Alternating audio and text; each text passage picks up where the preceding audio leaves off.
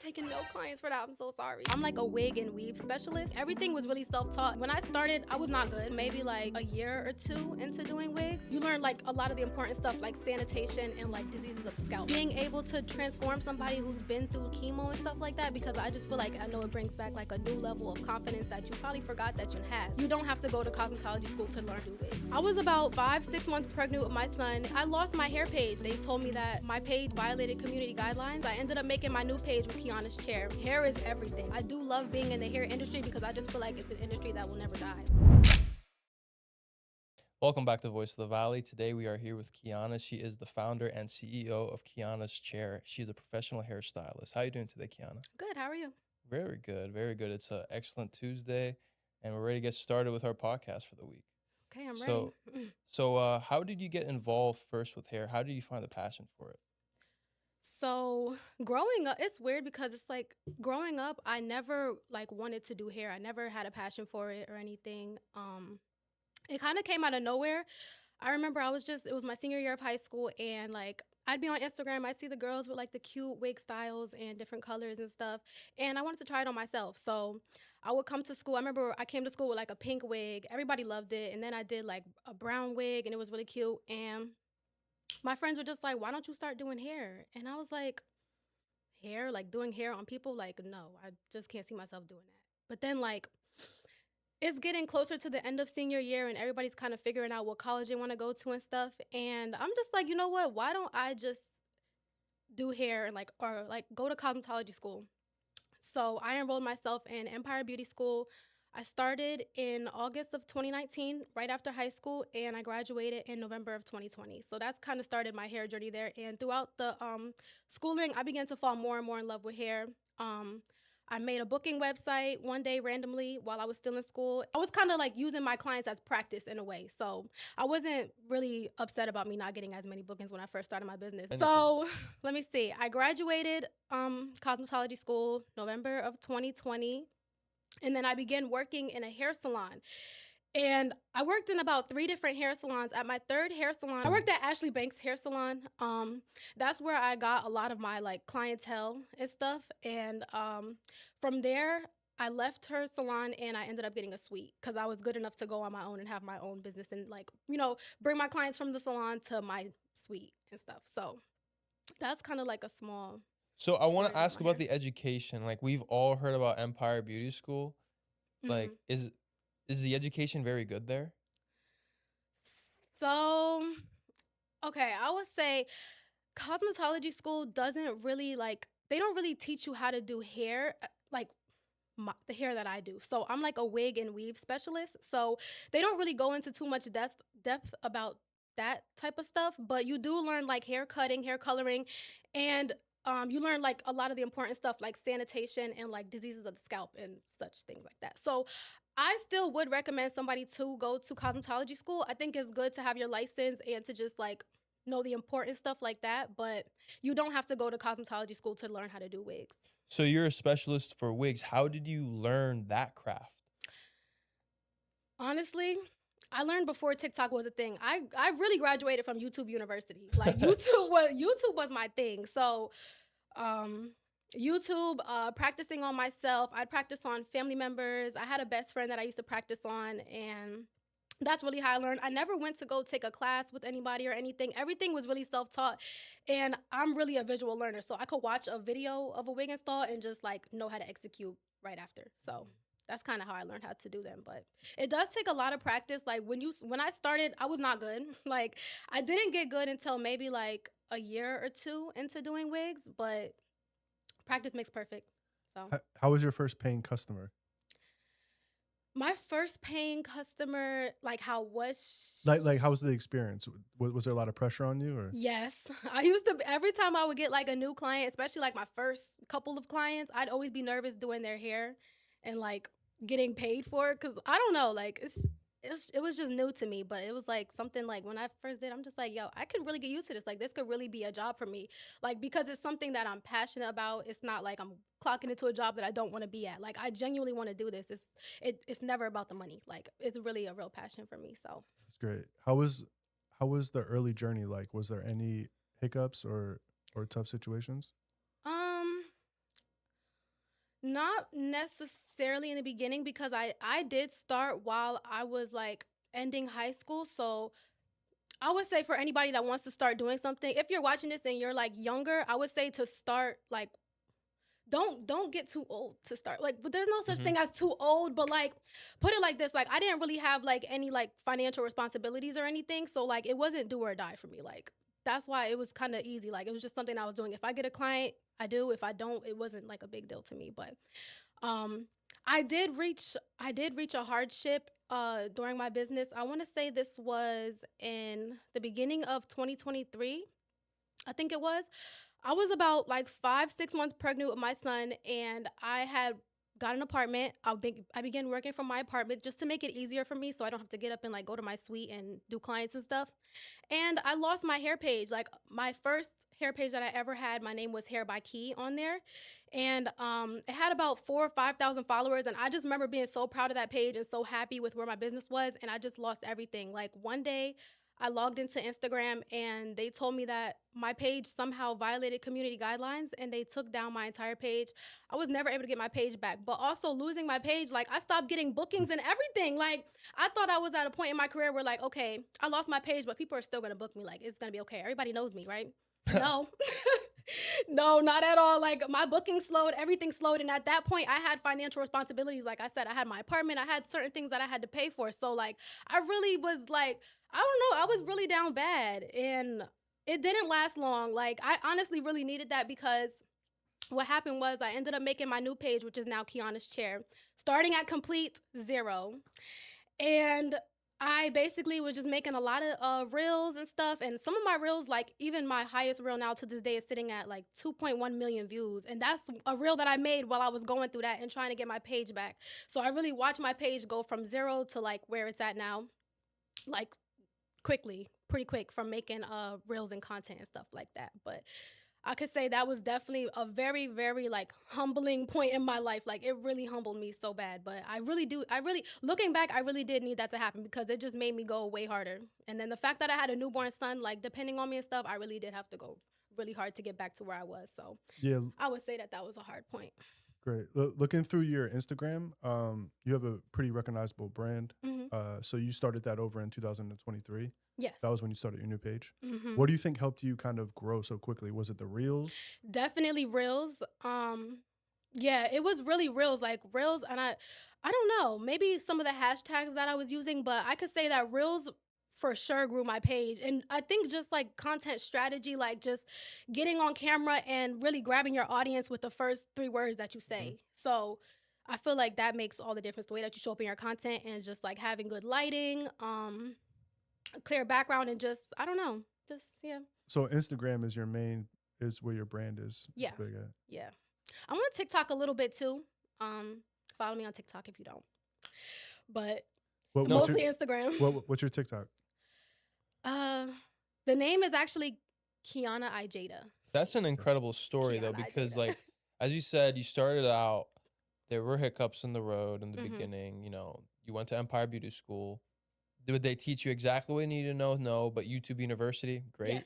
Yes. But you know, you built your brand. Like social media is everything now. Everyone It knows is. this, Mhm. and I can't imagine losing my. I have 2 social media accounts. I can't. I put so much work into it, like thousands of hours of work into it. Right. Yeah. I can't imagine losing it and going from that to zero. And losing all my content too. I lost all Yeah. the content on that page. Oh my gosh. And all of it wasn't saved in my phone. So it's like I really, really, truly started from zero. Hmm. Like sending my page out to my clients, like, oh my God, follow my new page. Nobody's really following it. I'm just like, But you came back. I That's what did. life is about. Yeah. And how are you doing now? How is Kiana's chair going now? Kiana's chair is still going really good. I'm not really like I haven't really been making a lot of content lately, but people are still booking. Mhm. So I'm very, very grateful for that. I'm very happy about that. But I do plan on, continuing making a lot of content and just continuing to grow my page way beyond what it is now. So What do you think most hairstylists misunderstand about building a brand? what do they misunderstand about building a brand? Hmm. Probably the fact that like it just takes time. Like I feel like sometimes I don't know, people might want to start doing people might want to start doing hair and just feel like they're gonna blow up in like 3 months, but like I didn't get like I didn't. It took me years. Like it took me probably about 3 years to get to a really good place, and then probably about a year and a half to get consistent bookings. Like it's really not easy when you start, but it's worth starting than to not start. So that's what I would say. Can you kind of tell us the process from like booking to the client being in the chair, and go over some of the hairstyles that you do, or different services that you do, and like the prices of them? Yeah, so I have a link tree in my bio, and I like to use Acuity Scheduling. It's probably the best booking website. I've tried to like use other booking websites, but Acuity Scheduling is my personal favorite because it's so just like easy, seamless. You could put your availability up there. Clients can pay in full if they want to while they're checking out, or they could pay a deposit. You could tweak the deposit amount on how you want it to be. You could put your policy like on there as well. Like, what are some of the services that the clients come in to get? So I do wig installs. I could do like frontal ponytails, quick weaves, sew-ins, and that's really it. I don't really do Focus any mostly on other. that. Yeah. Yeah. What are your favorite, or what are some of the trendiest hairstyles right now? Let me see. I'm really a wig girl. Like a lot of the girls, they come in, they want to get sew-ins, but I really don't like doing them, if I'm being honest. I really just like doing wig installs. I like to work with like different colors. I like to do different styles, half up, half down, ponytails, etc. What are some of your favorite colors you like working with? I like when the girls go pink.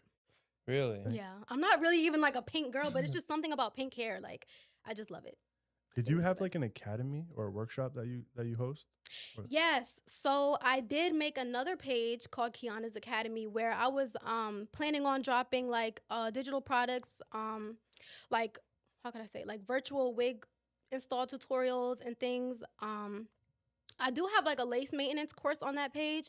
And then also later this month and in future months, I will be hosting Melt Like a Pro, which is a 2-day hands-on course. You could come and learn wigs in 2 different days. The first day we kind of work on like wig theory, the braid down method, and not bleaching, lace customization, and things of the such. And then the second day we would actually come in and perform the wig install and work on styling. I teach you how to get like good content, and yeah, that's pretty much it. So, But so it's divided into 2 days just so that the information that you learn really sticks. I feel like trying to cram all that information in one day can be hard for somebody to retain.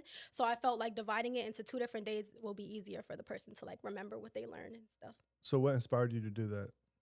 Um Honestly, my friend, because I was telling, because like we always bounce business ideas back and forth to each other, and that's really why it's good to have business friends, because they just could put ideas in your head, and you're like, you know what, that's a good idea.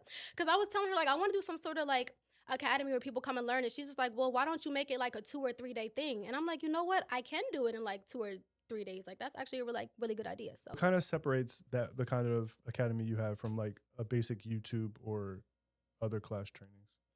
well, I feel like, well, YouTube, well, with me, you're getting a hands on experience, which I feel like hands on learning is just, you can't beat hands on learning over like watching a video. Mhm. I would say that. As far as like any other wig class, mine isn't divided into 2 days. So that's kind of why I feel like makes it different. I don't see anybody doing like a 2 day class out here. I also like, before I ever introduce anything new to my page, I like to look to see who else is doing it. And Smart. if nobody else is doing it, I kind of take that opportunity. So That's smart. Oh yeah, I'm just watching, man. I'm enjoying it. But so how important do you think hair is for the beauty of a woman? hair is everything. Like hair is everything. Like my clients act like they're literally dying if their hair is not done. Like my clients, they could be going through anything in the world. As long as their hair is done, it's a little bit better. Like they're okay. Like that's how important hair is. And that's why I feel like I do love being in the hair industry, because I just feel like it's an industry that will never die. Like you're always gonna need your hair done. That's the Yeah. first thing people look at when they look at you, is your hair. So hair is very important. Hair is life. Like hair is everything.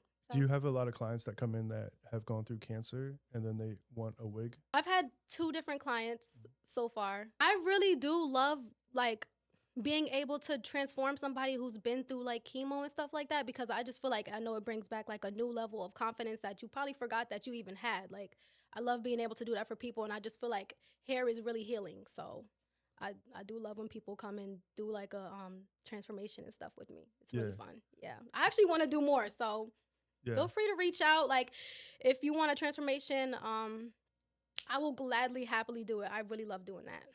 So as someone new installing wigs, what are some of the biggest mistakes the beginners make when they start doing it? I don't know. What do they go through? Because when they're doing the academy with me, like I'm so hands-on. It's like I don't really let them make mistakes during Really? the no. As soon as I see you doing something wrong, if you're being a little too heavy-handed with the bleach, I have to stop you because you're gonna mess it up. Don't mess up anything. Like one thing about it, like if you take my class and you're bringing your model is gonna leave looking flawless. I'm not gonna let you just do anything on the model and like have it looking a mess. Like I'm very, very hands-on. Like don't do that. Do it this way. Yeah, So. but don't you have clients that come to you that have been other places and you're like, oh wow, like I can do this a lot better? Yeah. No shade. So what are some of the mistakes that the other businesses are making, do you think? That you've seen personally? Probably like not really blending the lace that well. Like maybe I'll have somebody come in my chair and they're like, okay, like this is a style that I had. And I'm like, yeah, I could see like the stylist probably maybe she should have plucked your wig a little more, melt the lace a little better, make it look more like realistic. Yeah. But yeah, it doesn't happen that often, but it does happen. Not gonna lie. Yeah. So from early on when you went to school at Empire, to now, how long do you think it took you to kind of master your craft? Let me see. I graduated in 2020. I didn't master my craft until maybe like 2023. But here's the thing about hair. It's like there's always room for learning. So even when I feel like I mastered something, 2 years could go by and I'm doing it way better, way different, a better technique. It's like you can never stop learning. So that's what I do love about hair. But to a point where I got good, from graduating, I think it took me maybe like another 2 years to where I felt like, okay, like I'm 100% confident. I'm never nervous before a client comes. I used to be very nervous before clients came, but now I do their hair with confidence. They show me a style. I'm like, cool, I got it. Do you think down the line you're going to be offering, what would I say, more, not appliances, but more like amenities, like stuff to keep hair moisturized? Am I going to start offering that?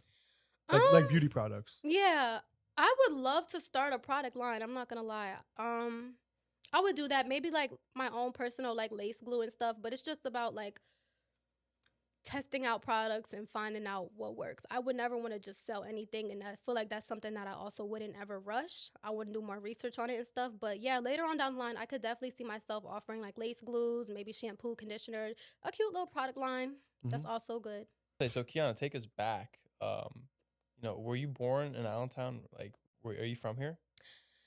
I'm from Easton, PA. I was actually born in Jersey, but I wasn't raised there at all. Like as soon as I was born, I basically came to PA. So I was raised in Easton, PA. I went to Easton Area High School, and I stayed in Easton up until I want to say I was 21. I found out I was pregnant, and I moved out my mom's house and got an apartment in Bethlehem. So in Bethlehem, I was there from the age of 21 until 23. And then when I turned 23, I moved to Allentown. And then that's also when I got my suite. So now I'm like an Allentown hairstylist. So what do you think about the Lehigh Valley in general? I feel like the Lehigh Valley is slowly evolving. Like when I first started doing hair, we really didn't have many resources out here for anything, which is also why I seen an opportunity to start doing hair, because not only did I start to love it, but I looked around and it's like nobody else out here was doing wigs and weaves. All the girls, if you wanted those types of styles, you would have to travel to like Jersey or New York or anything. And I kind of just wanted to be that solution in the Lehigh Valley so that people could, be able to get their stuff done here. Nobody wants to drive that far for a hair appointment and then have to drive back home. So I kind of seen opportunity in that. But there's also more other hairstylists out here now that do wigs and stuff. So I really do feel like the Lehigh Valley is definitely evolving. Even this podcast, like, when did this start? It started 2 months ago. Yeah, like stuff like this. Like we don't really usually have things like this. So I love to see it, but I do feel like we have a lot of growing businesses out here, and so. But I do really like it out here. I'm not gonna lie, but I do see myself like relocating. Don't know when, don't know where. Where would you relocate to? If you could choose. My client's gonna be mad at me if they watch this. I don't know. I low-key want to move to Florida. Yeah. I feel like the beauty industry in Florida is really flourishing, and I don't feel like it's oversaturated. I kind of feel like in Georgia, like Atlanta, I just feel like it's kind of oversaturated there. I can't see myself moving there, but probably like Florida, or like if I want to do stay like local still, maybe like Jersey, but I kind of want to move to Florida. I mean, you know why? Because I think social media, people think the grass is always greener on the other side. And then they go there and then they realize it's more of the same. Yeah. And I think social media has a lot to do with that. Yeah. But okay, going into social media now, like, how do you create your reels? Like, do you have a plan, a strategy or you just kind of just make it on the fly? There's a little bit of strategy in there. I like to use CapCut. CapCut is a very good editing app. I tell everybody this that wants to make content, definitely download CapCut. And I think another good tip is recording with your back camera. Your front camera is foggy. It's not clear at all. Use your back camera and make sure you have an updated iPhone. I would say probably like iPhone 14 and up. Because really all you need is an iPhone. Everybody thinks you have to go spend $1,000 on camera equipment. No, you don't. Them reels that I made that's sitting at 2.1 million was recorded on an iPhone 14 back camera. And then does it just blow up? Like how does that process look like? You just wake up and it's like I kind of just posted. It's like it hit 5K. I'm like, okay, cool. And then it's like it's at 10K. I'm like, okay, like this might actually go up. And then it just slowly goes up. I'm getting so many notifications. I'm getting comments, like reshares and stuff. Like it, I don't know. That's kind of how it is. But like I do think it's also strategy too. Like I make sure, like I try to make sure I'm grabbing my audience with the first couple things that I say, because you know, everybody's attention span is short now. So you got to make sure you're interesting from the jump. Nobody wants to watch something if you're taking too long to get to the point. Everybody's going to keep scrolling. So, yeah, just make sure that your hook is good. That's what they call it, a hook. The hooks, yeah. Do you think you're going to be or are you monetized? I think I'm monetized on Facebook. Yeah. One time I was just doing a little bit of digging and I got like $6 sitting there. So I was like, okay. Making a little bit of money. But Instagram monetization is kind of tricky because I don't know. They must not pay like they used to. I don't know. I don't really get paid on Instagram. It seems so like my videos that are sitting at 2.1, I never seen $1 from them. But what I do to make money with those videos, so one of the videos that's sitting at 2.1 million was basically me showing like a bunch of good, I'm like, oh, these are good hair products to use, and they're from Amazon. So what I did was I created an Amazon storefront, and I just told people in my caption that video, if you want any of these products, go to my Amazon storefront and buy them. People go to your Amazon storefront, buy them, and you get commission. That's now so cool. Amazon's commission is not that big. I think I made them like $20,000, and I only seen like $600 of that. Dang. But it was something. So that's a good way to monetize without really being monetized, is to just have them go buy something on Amazon or something. Don't you think it makes sense to open your own brand now? Because you could have made that. Yes, my friend was telling me, she was like, girl, what if you were selling your own curling irons or something? I'm like, you know what, you're so right. I wish it was my own product, but once you get a bigger place and you kind of find out where you want to be full time, like a bigger place, you know what I mean? Then you could set up a bunch of stuff there and have people come in and buy the products. Yeah, I would definitely do that for sure. So how do you turn followers into like actual paying clients? Is that hard? No, just make sure your work looks good. People will book. It's about your content. Good, clear content. Show up professionally. Have a very easy, seamless booking experience. Don't make people confused. I really don't care for the DM to book type of thing. I don't know. Why? I just feel that's like the best way, I think. DM to book? I have to DM you to book? I don't even want to book no more. You have to DM us. Like, no one drops in your inbox and says, hey, like, what are your prices? Or like. They do, and that's when I send them right to my website. I pay $40 a month for that. Go look. Oh, true. I got all the information there. All the information's on my Acuity. Just go book. I don't know. I feel like, I don't know. I just feel like just have a good, like, a seamless booking experience. Don't confuse your people, like, or they're not gonna book. Like, if I go, I don't know. That's just me. Maybe that's just me. I don't know. If I see a provider and it's like DM to book, like, I really don't want to do that. Sometimes I want to know the price. Like, what if I DM you and you tell me a price and I'm no longer interested? Now you think I'm playing in your DM. I don't got enough money. Like, you should have just had the price right there so I could see it. So I feel like just get a good booking website and use Acuity scheduling, honestly. I feel like that's a good game plan. It's the easiest one. Yep. So competition. Do you have any like silent competition you think in the industry? Silent competition. Yeah, that people that are kind of looking at your page and seeing what you're doing? No. No? So no one is competing against Kiana's They might be competing against me. I'm not competing though. Yeah. I like that. That's a good mindset. I'm not really competing because I'm very confident in what I do. It's like, and I don't know. I feel like people are still just gonna book. Like I'm not. There's no competition. We could all be great. Like it's the Lehigh Valley. It's the Lehigh Valley. It's room for all of us. For real. I Like, agree. Okay. Have you had any men try to book with you? Yes. So how does that process look like? They get left right in the DM. What do you want, a wig? Like, you come to my page and talk about, do you do locks? Do you see locks? Like, no. You've never done it once or tried to? I've started somebody locks before. Okay. But I'm not taking male clients for that. I'm so sorry. Like, I'm so sorry. I will easily, like people even see me in public, oh, you're the girl that does hair. Yeah. Do you do locks? No, but you could go to my friend. Like, I'll easily give them somebody else's page. Mm-hmm. That's kind of how I do that. So how important is pricing confidence in your industry? Pricing confidence? Yeah, like you make your prices on obviously your quality of work. Mm-hmm. Are you very confident in the quality of work where you could charge top prices for your clients, or do you kind of steer through? Do you charge lower prices than usually? I do charge what I'm worth. You can look at what other people, like stylists, are charging, and then kind of gauge your prices based on that. You don't have to charge the same thing, but just kind of like staying in a range of what everybody else is charging, because that's clearly what like everybody in the community is able to afford. But also make sure that you're charging your worth at the same time.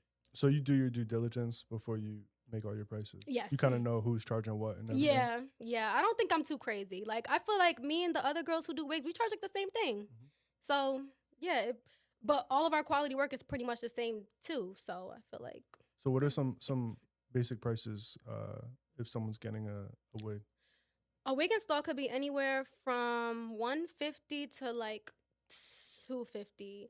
But that depends on where you are, because even in like places like Georgia and stuff, I've seen the girls out there charging like up to $400, which is a lot. But the people that are out there, they're paying it. So that's why it's really important to just know where you are. Because it's like, if you're coming out the gate in the Lehigh Valley with the Atlanta prices, I'm not trying to be like discouraging or anything, but it's like, I don't really know who's going to book. But it's all about finding your target audience as well, because everybody's not broke. So like when you're creating your prices and stuff, like you don't have to really lowball yourself like that, because everybody's not broke.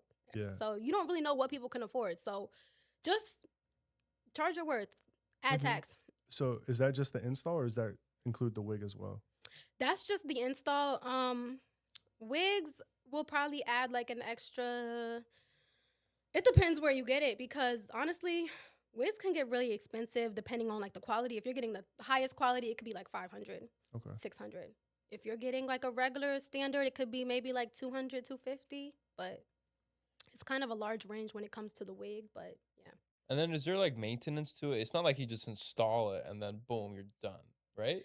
No, yeah. So you can like come back and get like a lace maintenance is what I like to call it.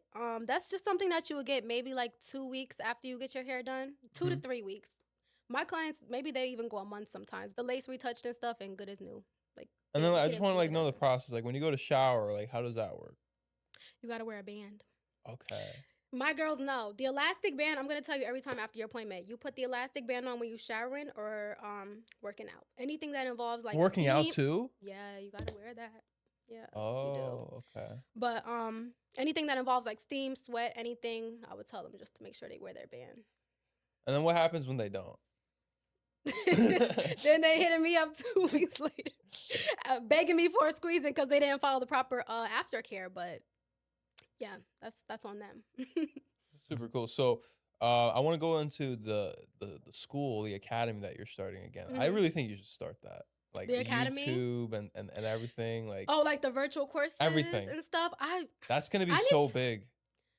I want somebody to record it for me. Oh, we got cameramen here. We got camera crew here. Yes, okay. I do want to. I want the whole production low key. Like I'm kind of extra. I know I said you can record and make videos on your phone, but like Do y'all know how many times I tried to make a lace course video and I look back at the video and I'm like all in the way. I don't got the right angle. Like I kind of want somebody that could be behind the camera getting the right angles for me, because it's enough that I'm already trying to teach the class, but now I'm also trying to make the content for y'all and make sure the content's good, make sure the camera's on the right angle, make sure I didn't run out of storage. Like it was just too much. It got to be too much. And I'm like, you know what? I'm not doing it until I get a camera crew or find somebody. But So I'm in the Lehigh Valley, so I'm like, I don't know out here who does it. Let's do it. I mean, we can do it. Let's do a business walkthrough, like an advertisement for your business, right? And then let's just the academy. Like, let's try to get that going. We could do it. We definitely could do it. I'm excited. When can we start that? ASAP. Next week. Next week? Yeah. I look at my schedule. I'm a little booked. You can come to your business and record you doing someone's wig. That would be perfect, yeah. As long as they're fine with it, the client. Yeah. And then we could collaborate with you. What days are you open? I work from Tuesday to Friday, so I'm always free Mondays. Mondays is great because my son's at daycare, so I have that whole like 9 to 5 open right there. And weekends. I could do weekend too, so don't matter. No, I'm just asking you like for your clients. So you take you take Saturday, Sunday, Monday off. That's nice. Yeah. So like you just enjoy yourself on the weekends. I just enjoy myself. I'm just a mom on the weekends. That's cool. Sometimes I'll take a client. I do get a lot of people asking for weekends, but like I really just like the weekends for me and my son. Like I just like to be home. I like to catch up, clean, cook dinner, take him somewhere fun. Like I'm still a regular person outside of here. My mom was an esthetician, so she would always like after school and stuff. Like I hated it. I'm not gonna lie to you. She would take me to like her place. Do you ever take your son there? Yes, and he does not like it. Yes, he doesn't like it. Mind you, he's only 2, but like he will act up in there because after I pick him up from school, he's ready to go home. So I've been trying to explain that to my clients. Like, I work until 5. After 5, I'm picking my son up and I'm going home. He does not want to be here. Like he's gonna tear my place up. I just know he don't want to be here. So and I gotta cook dinner and all that. Make sure he gets in the bed and stuff. So I just like to end my day at 5. But owning a business, you have to have a schedule. You have and to. Structure. You have to. You will lose your mind. You'll go crazy. So do you like turn off your phone after 5 or? So I have a personal phone and a business phone. I would just after 5, I just keep my business phone in my purse. I don't want to see it. I don't want to look at it. That's smart. I don't. I will text them the next day, next business day. And then now, not to mention, Instagram is technically a business phone. Right. You know what I mean? So like even when you have your personal phone, you have technically your business phone. Yeah, exactly. It's too much sometimes. It is too much. It is. Sometimes I'm like, I just don't want to be bothered. So Kiana, before we wrap up, where do you see your business going in the future? What are some life goals that you have?